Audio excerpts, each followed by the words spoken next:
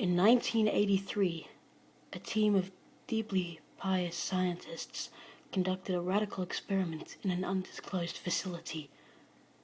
The scientists had theorized that a human without access to any senses or ways to perceive stimuli would be able to perceive the presence of God. They believed that the five senses clouded our awareness of eternity, and without them, a human could actually establish contact with God by thought. An elderly man who claimed to have nothing left to live for was the only test subject to volunteer. To purge him of all his senses, the scientists performed a complex operation in which every sensory nerve connection to the brain was surgically severed. Although the test subject retained full muscular function, he could not see, hear, taste, smell, or feel.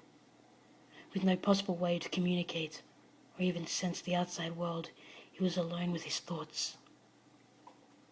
Scientists monitored him as he spoke aloud about his state of mind in a jumbled slur of sentences that he couldn't even hear.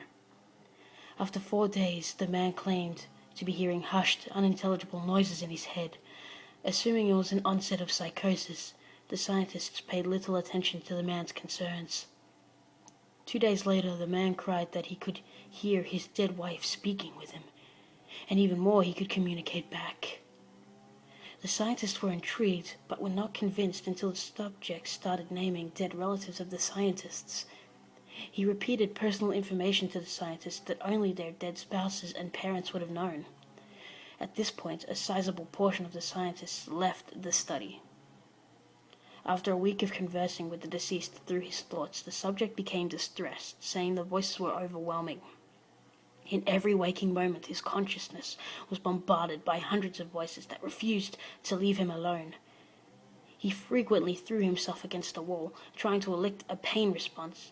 He begged for the scientists to give him sedatives so that he could escape the voices by sleeping. This tactic worked for 3 days until he started having severe night terrors. The subject repeatedly said that he could see and hear the deceased in his dreams. 1 day later, the subject began to scream and claw at his non-functional eyes, hoping to sense something in the physical world.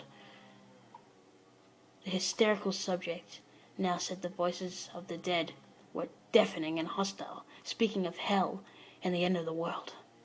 At one point, he yelled, "No heaven, no forgiveness," for 5 hours straight. He continued to beg to be killed, but the scientists were convinced that he was close to establishing contact with God. After another day, the subject could no longer form coherent sentences.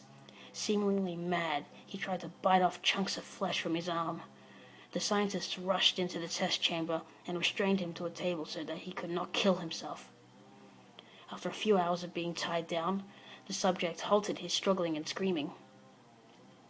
He stared blankly at the ceiling as teardrops silently streaked from his face. For 2 weeks, the subject had to be manually hydrated due to the constant crying. Eventually, he turned his head and, despite his blindness, made focused eye contact with the scientists for the first time in the study. He whispered, "I have spoken with God, and he has abandoned us." And his vital signs stopped.